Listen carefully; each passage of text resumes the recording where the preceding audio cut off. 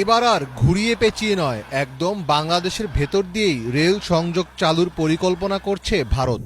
ভারতের উত্তর পূর্বাঞ্চলীয় অঞ্চলকে অন্যান্য রাজ্যগুলোর সঙ্গে সংযুক্ত করতে বাংলাদেশের ওপর দিয়ে বিকল্প রেল যোগাযোগের রুট তৈরি করতে যাচ্ছে ভারত সরকার।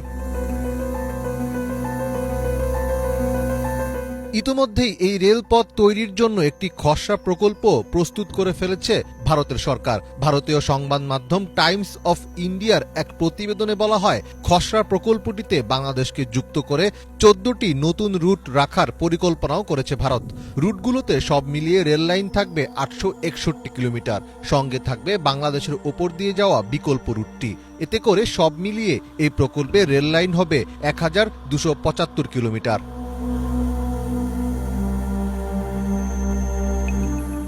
22 কিলোমিটার প্রশস্ত চিকেন নেক করিডোরটি বাংলাদেশ ও নেপালের মধ্য দিয়ে গেছে, যা আবার চীনের সঙ্গে ভারতের বিরোধপূর্ণ এলাকার মধ্যে পড়ে। ফলে সামরিক এবং বেসামরিক পণ্য পরিবহনের জন্য অত্যন্ত গুরুত্বপূর্ণ এই চিকেন নেক করিডোরের উপর নির্ভরশীলতা কমিয়ে আনতে চাইছে ভারত।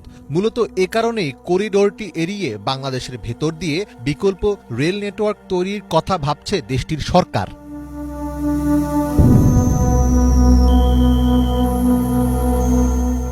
প্রকল্পের অংশ হিসেবে পুরনো রেললাইন বদলে নতুন রেললাইন স্থাপন করা হবে। অপরদিকে বাংলাদেশে তৈরি করা হবে নতুন রেললাইন।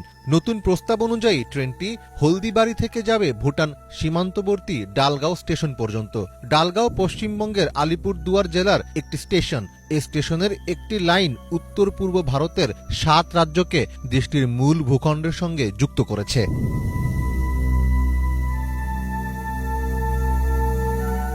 ভূ রাজনৈতিক কারণে এ রেলপথ ভারতের জন্য গুরুত্বপূর্ণ। বর্তমানে পশ্চিমবঙ্গের কলকাতা থেকে দেশটির উত্তর পূর্বগামী ট্রেন জলপাইগুড়ির চিকেন নেক করিডোর ঘুরে যায়। বাংলাদেশের দর্শনা, ঈশ্বরদী, আব্দুলপুর, পার্বতীপুর, চিলাহাটি হয়ে গেলে 300 কিলোমিটার পথ কমবে।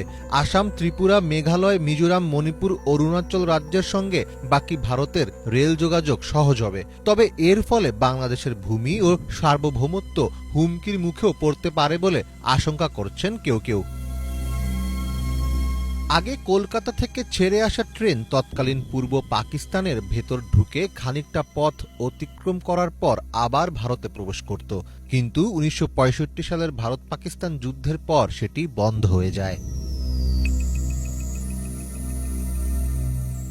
মীর ফজলে রাব্বি, বাংলা ভিশন।